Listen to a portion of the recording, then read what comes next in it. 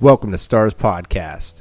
Through self-defense, mixed martial arts, nutrition, family, and all things in between, we share our journey of how we hack our mind and body to get the maximum return out of each day. Thank you for joining us. Enjoy the journey.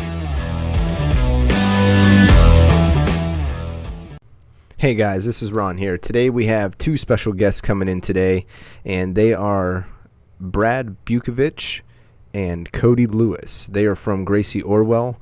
They are putting on a not tournament style, as we'll get into, but a sub-only tournament on September 26th at the Gracie Orwell Academy.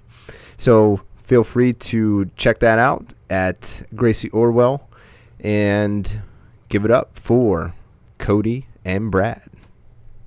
Can you hear us? Yeah, I can hear you now. Cool.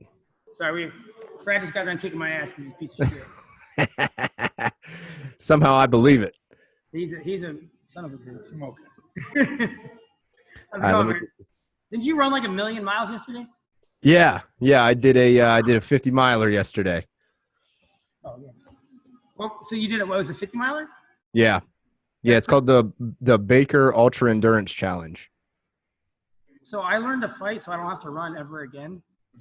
Listen, I get it. I'm trying to learn how to fight so I can stop running. I think the running might be better for your long-term health. Yeah, I don't know. Depends if you get really good at fighting, then you're good all around. Maybe, yeah. So what are you guys up to today? So, well, on Sundays we have like an open mat every Sunday. We just beat the crap out of each other. So, okay. I do most of the beating. That's true. So, but for the record, how many times you tell me today, Brad?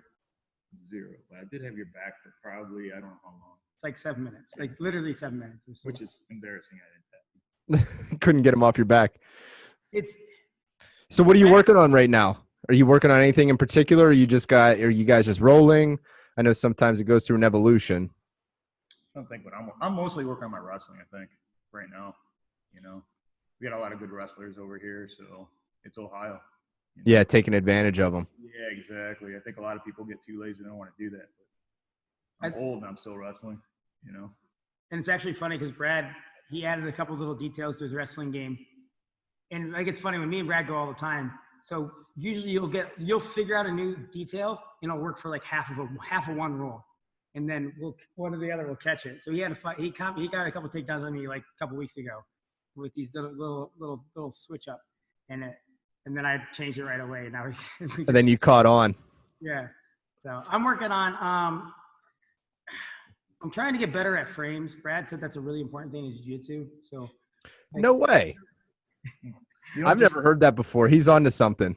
The underhooks and turtles. That's his entire game. So, like, what I was really pretty good at is I did a lot of bad jiu-jitsu really good. And it would, like, really throw people off. And then now I'm trying to get better at real jiu-jitsu and shit. It's just well, in MMA, you know, they teach you to get up. So that's what you're doing. That's what I used to do, too, until I started rolling the gi and everybody started choking me in the gi because I was trying to get up with the underhook. Yeah, and I'm trying to hand fight more because I used to just dare people to choke me, and I'm pretty good at not getting choked. So now I'm trying to hand fight while they choke me, which is, I heard it's a good thing to do too. Yeah, something different. Whenever you're doing the hand fighting, do you use a technique where you squeeze the fingers, or do you? I call it the meat of the hand. So like what I always, my goal is to get like this part right here. Okay.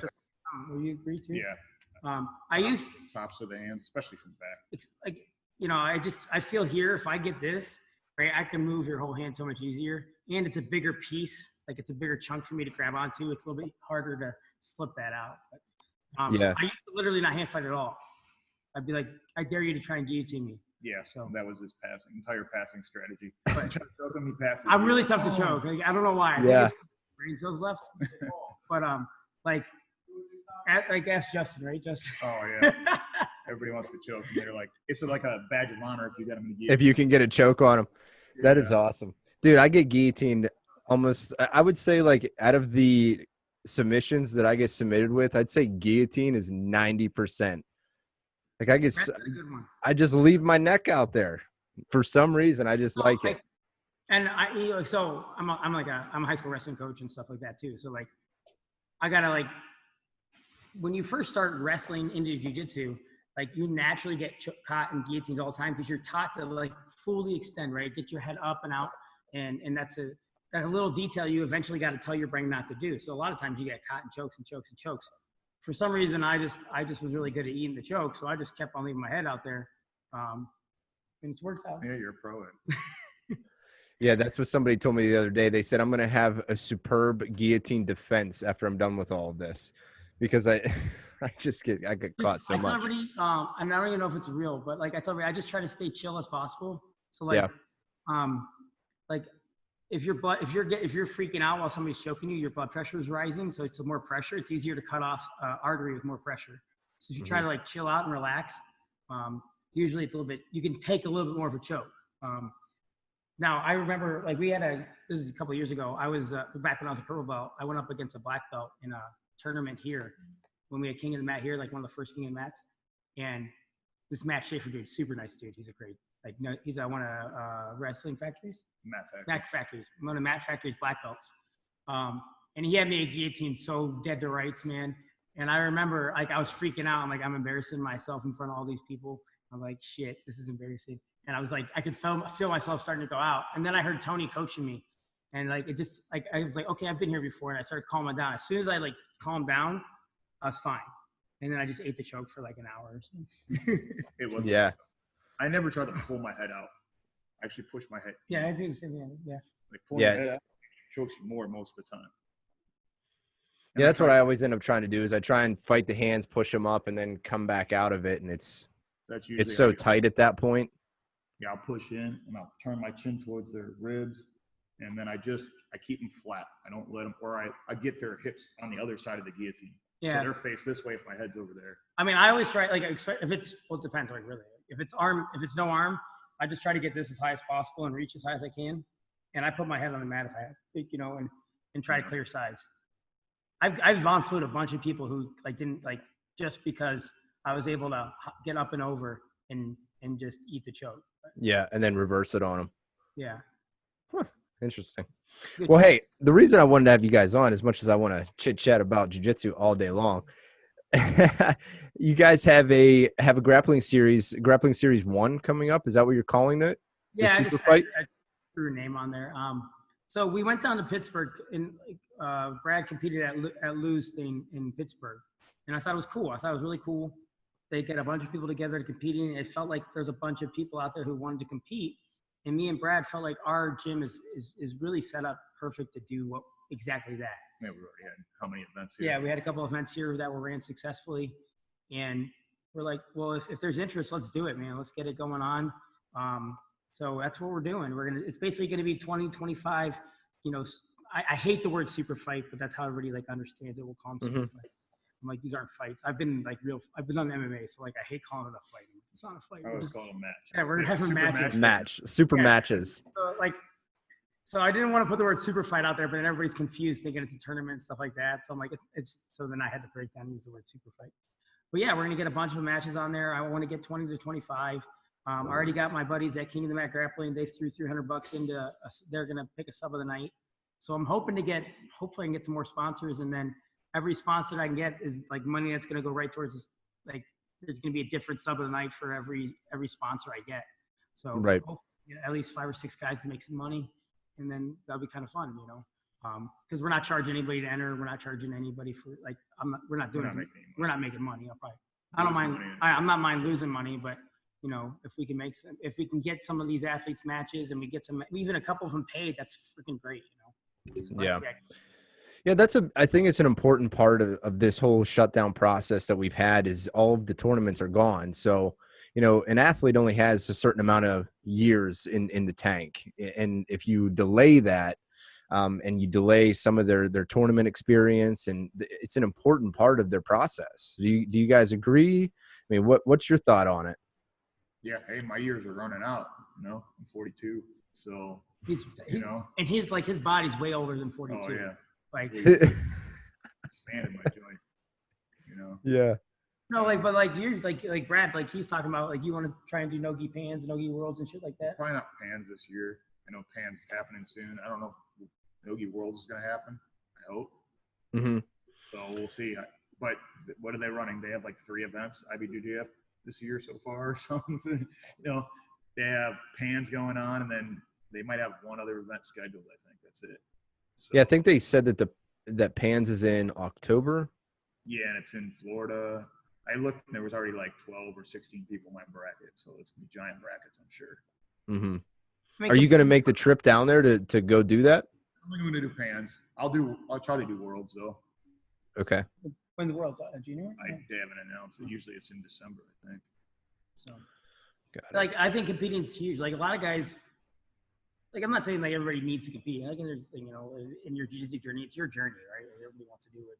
Nobody should be forced to compete. But I think if you haven't competed yet, it's just a different mindset to know where your game's at, right? I mean, you know, so in my experience, right, this is just my personal experience. I did jiu-jitsu tournaments. There's a couple of jiu-jitsu tournaments at white and blue belt. Did pretty well. Actually, I got my ass kicked for a while. Then I did well. So I lost like my first 11 matches or something in tournaments.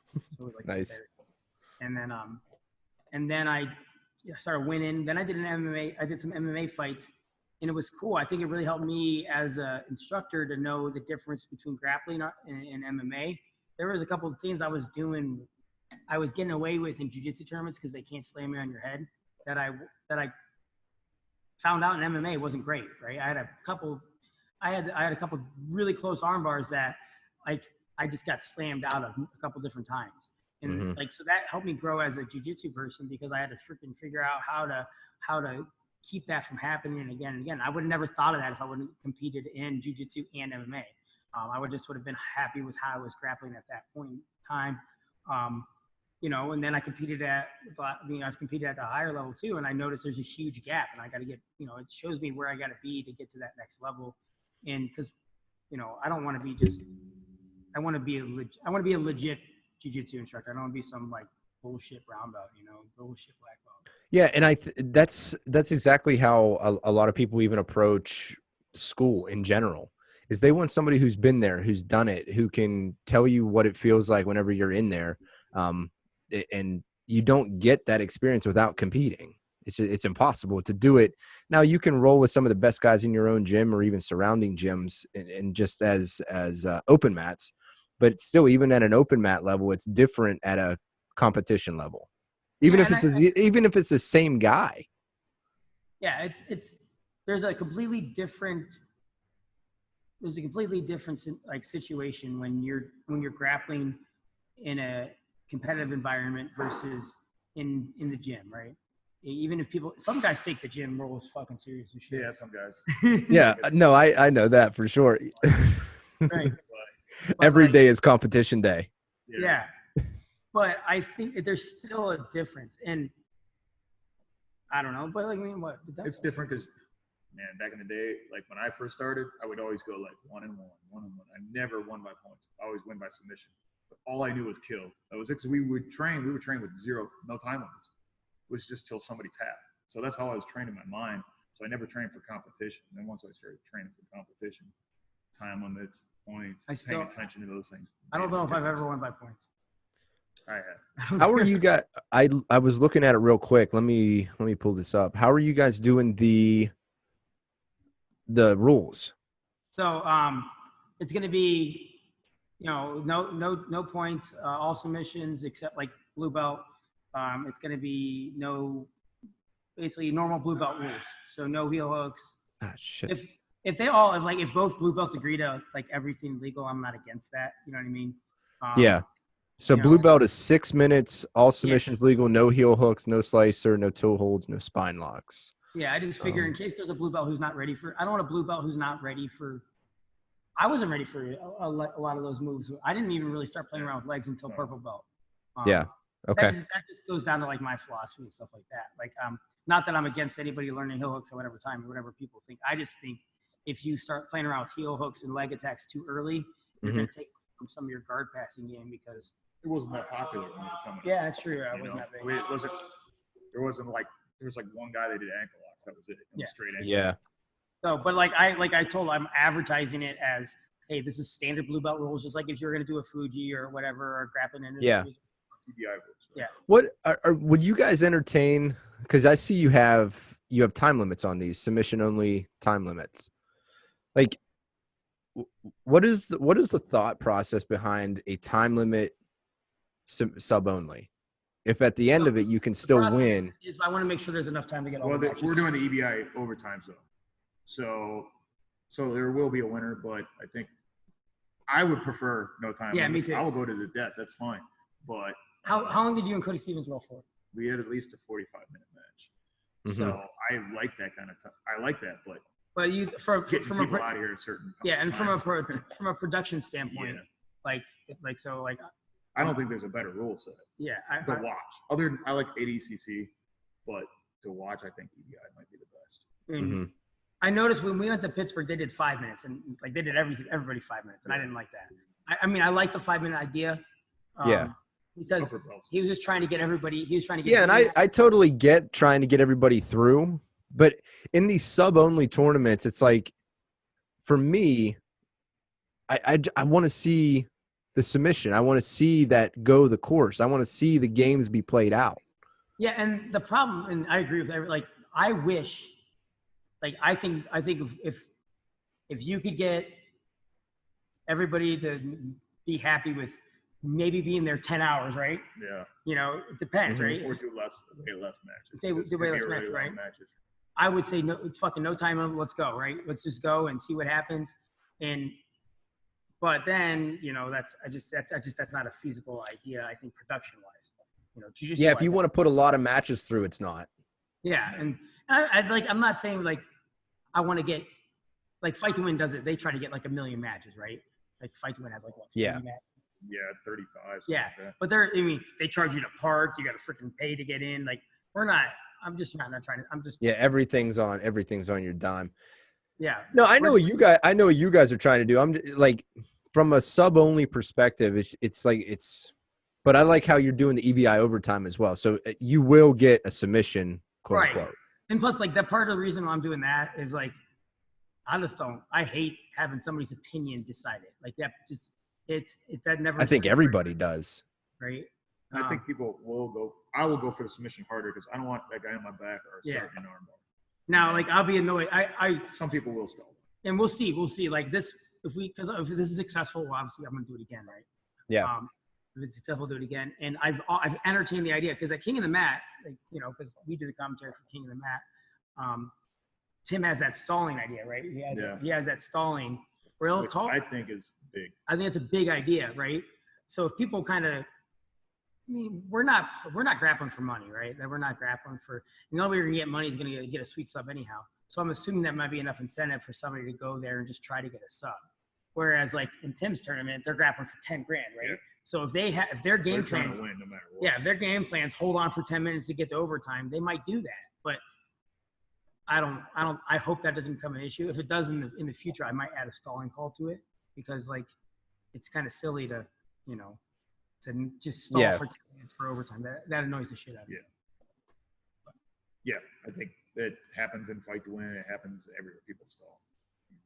We've seen it in EBI even. Yeah. You don't get the money unless you get a submission in regulation, but there's people that will just still try to stall their way to the end. But you don't make any money. You just won the tournament. Yeah. And always during these matches, whenever that's going on, like the last minute, everybody is trying to scramble for a submission. You get like this just odd scramble situation at the end of fights. You're like, why did you do that in the middle, it's a 10-minute fight, and then you guys just like slap box each other for 9 minutes, and then all of a sudden we get to watch jiu-jitsu. It's weird. Well, part of it, I think it comes down to like at the highest level, these guys are so close. It's such little tiny details, right? And you're afraid. You have that little bit of fear of making a mistake, right? So you're afraid to attack because if I gotta go. If I mess up now, I don't have time to. I can't. Make one mistake. If I make one mistake, but if you got a minute left, like, okay, well, if I mess up now, I can hang on for 30 seconds, right? Yeah. So I think that's the idea. But that's why I kind of like for the blue belts we did 6. I figure that's closer to most blue belt matches anyhow.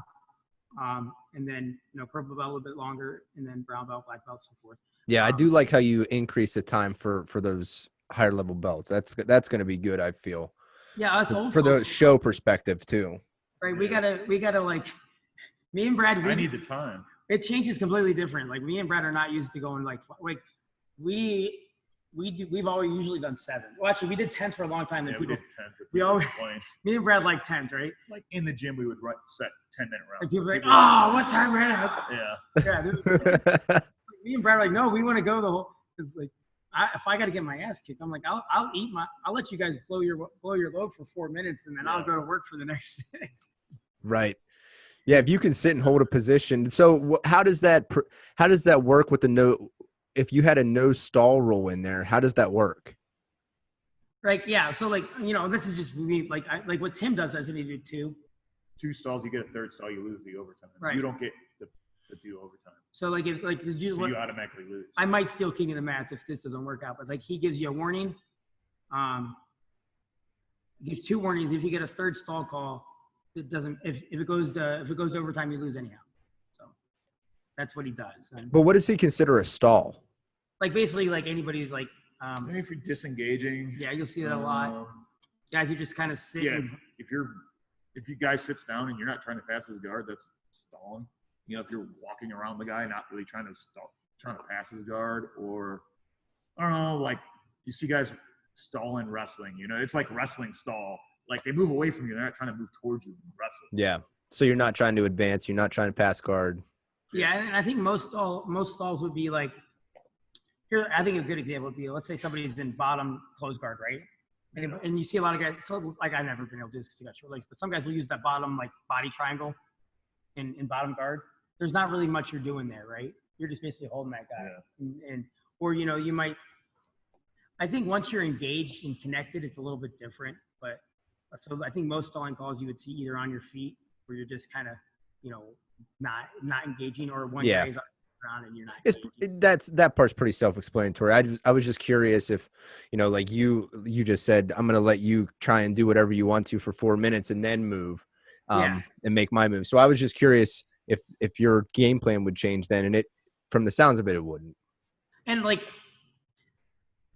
yeah, and like even when I'm more of a defensive grappler, I don't think I try to I'll take any offense that's there. Usually the only reason I'm defending because I got some like freak, right? Some just athletes on top of me. They're just going to work, right? And I'm like, oh shit, this is gonna suck. So I'll just take my beating. Yeah. And like they'll be, attacking me nonstop. It'd be entertaining if you're not me, right? It'd probably be fun to watch if you're from the outside. But, Brad loves watching those matches. Yeah, exactly. Brad is I got a stalling call at King of the Mat. Remember I had to shoot a double leg? Oh yeah, I didn't know about that. There's like, you won't shoot on him. I'm like, I don't want to shoot on him. He's like, this dude I was facing was a really good wrestler. I had to shoot on him because of getting stalling calls. I'm sure if me and got my back pretty easy, and I got out. But I'm sure if me and Brad were grappling each other, we'd probably got 18 stall calls. Yeah, we'd probably both get disqualified because we like know each other's like on our feet. It ends up I can't on the feet. It's terrible. I'm like just stalling. We're both stalling. Because neither of you two want to make a move. Yeah, I mean, you mess up. That's the thing. You mess up on a shot. Well, it's just like it's funny, like because he knows the setup to my setup, right? So I can't even chain 4 setups together because he knows all of them. So he'll just cut them all off before I even get started. And it's the same thing. Like I know all of his setups. So like to the outside guy, it looks like we're doing nothing, right? But and that's interesting that you bring that up because these high level players like yourself, it's like that is what's happening. Well, not like me, but like other. Well, you're talking about guys that have been there a bunch of times, like Bukovic at Leandro Low. They've probably rolled a million times. And that's why a lot of people will think that something looks boring, right? Like we'll see when we're commentating, people will tell me, "Man, you're exaggerating and trying to make it sound as good." I'm like, because me and Brad, we've been around a minute, so we see a lot of these little details. And we're like, oh shit, that's some cool shit. Do you see what he just did there? And to us, it's just it's some little hip movement, some little like somehow he regained his frame or something like that. Like people don't think it's entertaining, but me and Brad think that shit's cool. I'm like, yeah. So how would you? I mean, I guess I don't know that we have to go down that road, but like, how do you make it entertaining for the layman? Or do you think that you have to be involved in the sport for it to be entertaining? Blue belts are going to be fun as shit. Right? Blue belt matches are usually fun. Like if blue belts are usually fun. Most purple matches are really fun. The boring ones are the or the brown and the black belts usually. And then it doesn't even, it depends if the skill range in brown and black, in my opinion, has a huge gap, right? There's some brown belts who are like, I can't believe like Brad was a brown belt for years, and I couldn't believe it, right? Because he was just so good. And then he get his black, like Helston's really picky on self-defense, right? Helston's really picky about self-defense. So that's why it took him a little bit longer to get his black belt. I'm like, dude, he's as good as any black belt grappling wise, but like self-defense was keeping him from getting his black belt. So like, he might go get a new brown belt and just, it would be entertaining because there's a skill differential, even in like UFC and MMA, when you have two high level guys, sometimes it is boring, And well, if you watch all the beginning EBIs, it's kind of he had like some favorite guys, and then he would match them against guys that were like, they weren't on the best level, and they would just like tear through those, highlight real stuff. But it's a tournament, so people get to know those people through the tournament too. I think he did it the best way, honestly, for spectators, And and King of the Mat, I think, has done a great job. Like, I think all our King of the Mats have been really entertaining. Tim does a pretty good job. He's trying to set up really entertaining matches to start.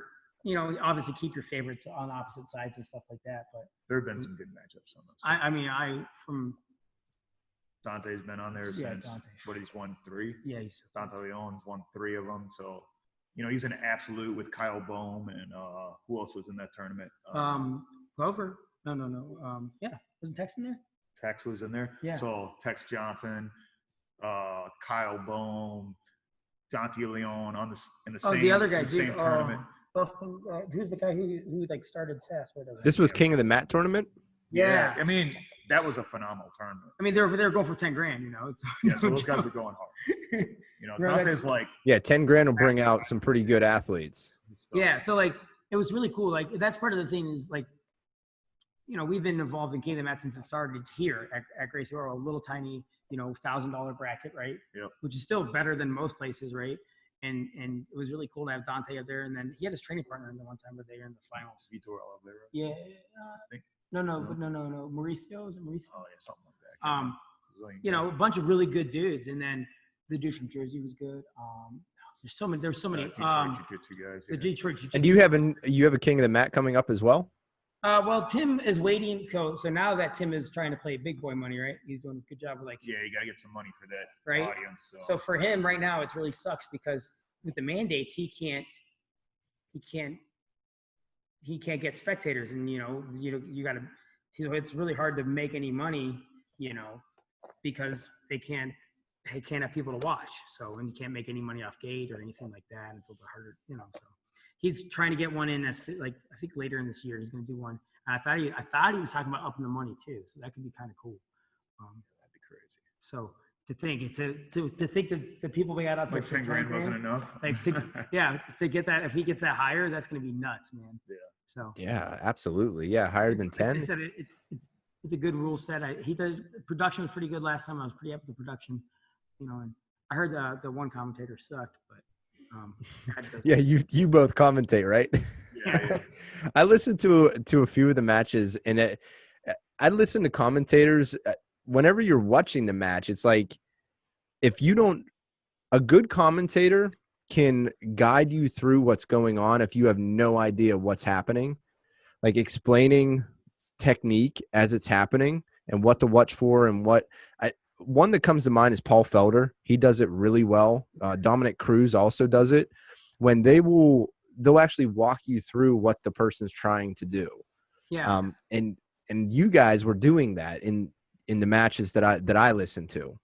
Well, it's good because like Brad, I think me and Brad have worked together, like not like necessarily worked together, but we've commentated before. We've trained together for so long, and I did a pretty good job trying to like lead Brad into discussing the technical stuff as a little. Yeah, he sets me up. Yeah, I try to set Brad up. So yeah, I'm the run my mouth guy.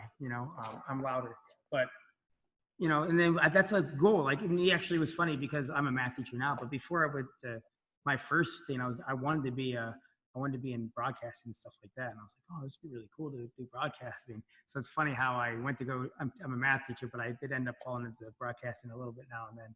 So That's what I told Tim. I said, I try to, like, my goal is to do as best a job as I can. I go and rewatch the stuff and I try to like critique myself and see where I messed up, where I did bad, where I did good.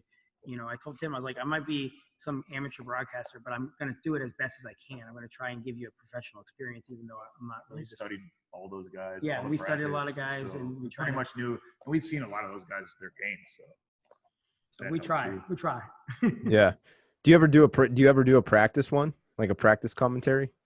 Like go through old matches? Like before the beginning of it, like when we before you did the first one. Yeah. Right? We kind of, that's actually kind of how we started I've been so busy, I haven't got a podcast out. But we started the Open Mat podcast because we were just kind of playing around during open mats, just commentating shit, right? Just to like kind of figure out. Oh, neat. So that's so the idea was like, well, fuck it, we'll just make a podcast. And that's what, but then I have a bajillion children, so I've been really busy. I had triplets 16 months ago. He has twins and triplets. Yeah. You have twins and triplets. Kids. Is that on your side or your wife's side? Either side. Really? Yeah. He's just a fertile. I call it the reverse lottery, right? Yeah, all the money's going out, not in. I have a son who's about to be 12, and then I have 10-year-old twins. And my wife's like, let's have another baby. And I was like, let's never have a baby ever again, right? Yeah, no more. No, I lost her. You'll end up with 6 next time. You keep going up. Yeah. So we had 3, triplet girls, identical, they're beautiful, they're awesome. It was just a lot of work, so we haven't got a podcast out. He never sleeps. I don't sleep a lot. Yeah, I couldn't imagine. That's a lot of children. It is. So are you having good feedback on the grappling series coming up? Is the card full? Where does it stand? We're gonna take applications till next week, just like because I'm gonna try and get everybody in there. If we, I don't think we have 50 applicants yet. No, and so I'm gonna take applications till next week, and then we'll go from there. I think even if we're gonna get 25 matches, even if a couple guys will go twice. We already have enough interest where we'll be able to get 20 to 25 matches. Basically, I don't want to take any more than 25 because I figure that's going to take over that 3-hour window, right? Most people don't want to go 3 or 4 hours more than that. Then their like attention spans get tired. They get tired of being there, So, we'll see. We'll go from there. I think like Brad, I want somebody to beat the shit out of Brad. So if we can get a black belt to beat the shit out of Brad, please. Fine, tell him to get a hold of us. Okay, we're giving cash prizes for whoever can beat up Brad. Cash money. I want to give away money. Cash money. I think they call that a hit. If somebody tap out Brad, cash money. Dude, if somebody taps out Brad, they deserve something tonight. I don't give a shit. Yeah. It's so annoying how good he is. Because, there's very few people I can do absolutely nothing to right now. And listen, I know everything you're gonna do. It's such bullshit. But so I don't know. We'll see. I think we're gonna. There's a lot of blue belts who are. It's cool. I mean, plus at least 3 brown belts. 3 brown belts, couple purple belts. I changed the date because 2 black belts. I changed the date because there's a tournament that day, isn't there? Yeah, Mat Factory's like 10-year anniversary is that date. And I don't think they had announced that they were gonna have a tournament when I made the date. And then I really like Isaac and I really like those guys out there. So I was like, dude, I don't want to step on your toes, so I'm gonna move it. And it bummed me out because Cody Stevens was gonna be on it, and then now he can't because he's coaching. He's cornering that week. The week. So what day is it? Still the 26th? Yeah, it was 20. I had initially made it the 3rd, and then I found that out. So hopefully I'll get some of those guys out in Pittsburgh area out this way. We'll see. I don't know. We'll see. We got that's guys, great. We got guys from Westside. SAS Revolution. Monarch, Leverage, AIM, PDS. Trying to think, there's somebody else I'm sure. Consecution. We'll have Super Systems too. Super Systems.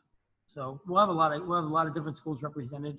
So I think it's exciting I think it's just cool to get together as a community too. It's something that we're missing right now. It's like yes, like everybody's in their own little bubble because of quarantine and stuff like that. And that's one of the things I think people miss is getting together as a community and just having some fun, That's half the reason why you join gyms and stay with a team. That becomes your family. Yeah. And then the community in and of itself everybody's like-minded and pretty cool.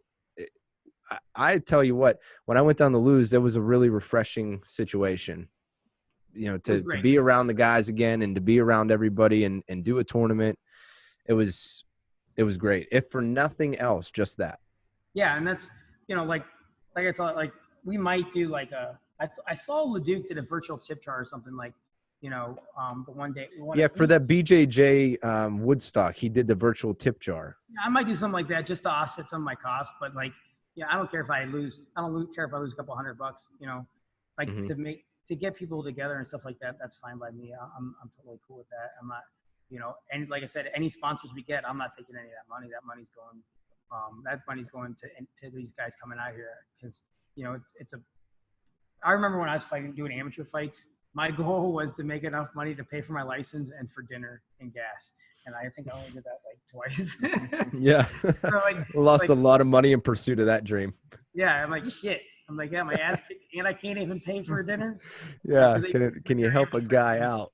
And stuff. Yeah. Welcome to the amateur. Yeah. So I'm like, I don't want anybody to feel like I hate that feeling. I hate that feeling when I was an amateur. Like, oh man, you got to sell these tickets or they're not going to want you to fight for them and shit like that. And I'm like, dude, I just want to have fun. And so I don't want anybody to feel like, hey, we got to bring a whole crew out here. You know, we just bring, it's like, nobody should be worried about that. We're just going to have a bunch of fun, man. You know, so that's the idea. I think it's going to turn out good. I'm excited. You know. Yeah, I think it will be too. I like the rule set and the EBI overtimes, and that seems to be a so yeah, I'm thinking an evolving rule set. Yeah, I think the reason I put modified EBI is I'm pretty sure, and this is probably gets up for discussion, but like in my opinion, like 3 minute rounds is a lot of overtime rounds, right? So if you're doing 6 minute matches, I think it'll probably be like it'll be 3 1 minute overtimes, right? So I think most submissions in EBI overtime happen within the first minute. When I was going with the statistics, so I didn't see any really need to make that 3 minute rounds, right? I mean, what's the point of getting more control time? But, and then as you get higher the belt, like black belts will probably have 3 minute overtime rounds, right? Because it'll be traditional EBI for our black belts. Okay. If that makes sense. I don't know. Yeah, it makes total sense. So you've looked into the statistics on it too? Yeah, I'm a numbers dude. Like, I'm a math teacher. You're a dork. So I like numbers. So like I was starting to break through, and I couldn't find too many submissions that happened after that minute mark. I bet just mostly arm bars. Yeah. So That's why. you know, and that's so that the interesting part is if they know how many guys are going to really take the back, right? If it's a minute for blue belt level, right? If you know it's a minute, you only got a minute. Are you going to take the back, or are you gonna? You know what I find interesting? You watch the last one.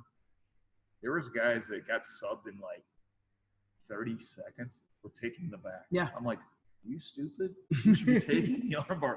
Like, you're a pro athlete. You should know this. You basically have said, I can't submit this guy, you know? Yeah. So I would always go armbar if I got subbed right away. So you think the armbar is the quicker submission in the back? I mean, if I got subbed in 30 seconds, I would try to go for the armbar, I think, for sure. Yeah. Guys could just stall you out on the back, hold. Like if you know, because the overtime is like if you got subbed in 30 seconds after the first overtime, you have to sub them quicker than he subbed you, right?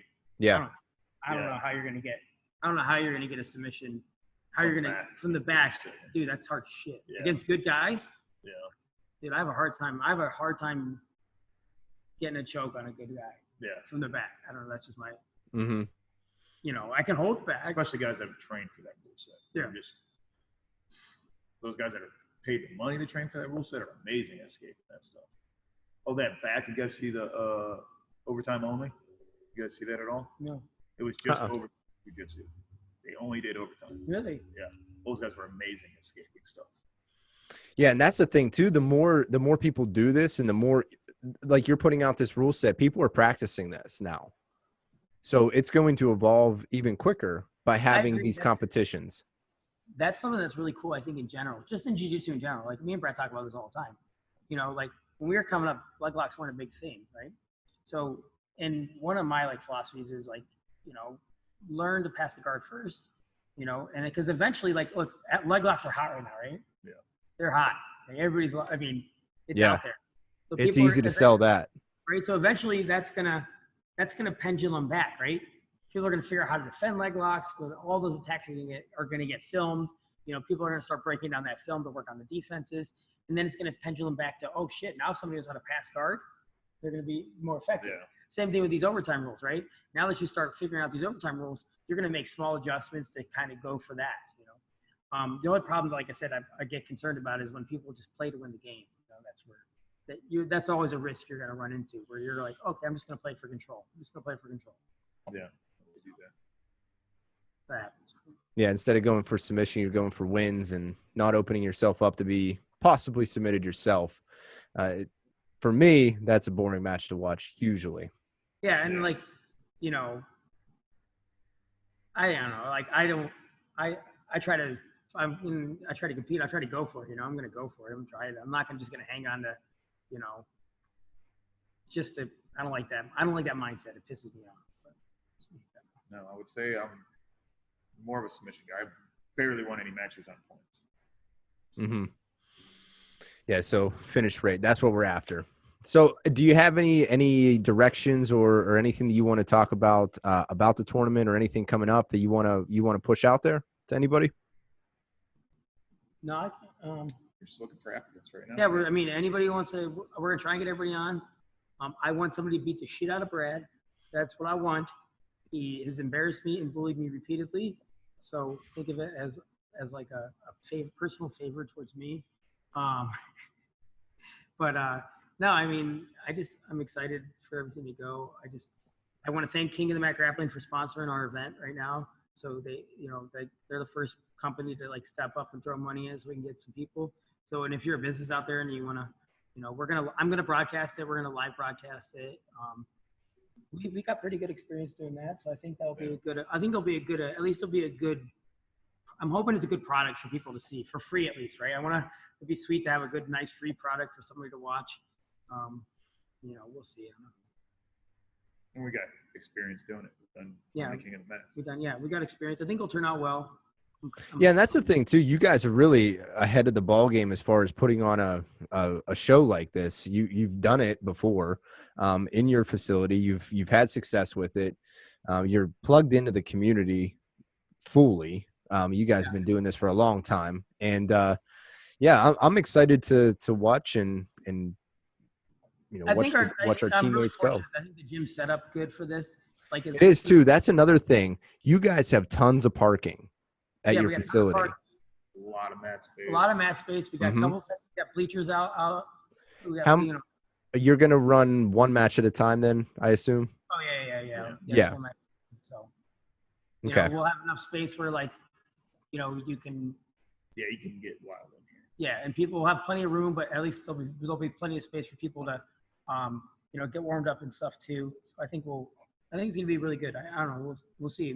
Maybe they'll mess us. I'll probably mess some shit up, and we'll hopefully learn from the next time. Yeah. Hopefully nobody gets too pissy. And you're also going to have only the coaches and competitors, correct? Yeah, just because, and that could change. I guess. I guess that could change. Depends on what happens in the next. I don't foresee the mandates changing in the next month. So yeah. I don't see they're going to say, hey, you can have all sorts of people involved. I just think that's in case anybody's concerned about COVID and stuff. Absolutely.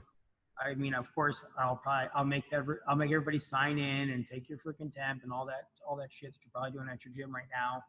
Yeah. That's just, that's just so I don't get sued. Yeah, absolutely. I'm legally responsible, so I don't have any money if people want to sue me, but I just don't, I don't want anybody to get pissed off either. So. Well, hey, stay on the line for me. I'm gonna wrap this up, but I do want to talk to you offline. Okay, cool. All right, guys. Thanks for joining us, and as always, enjoy the journey.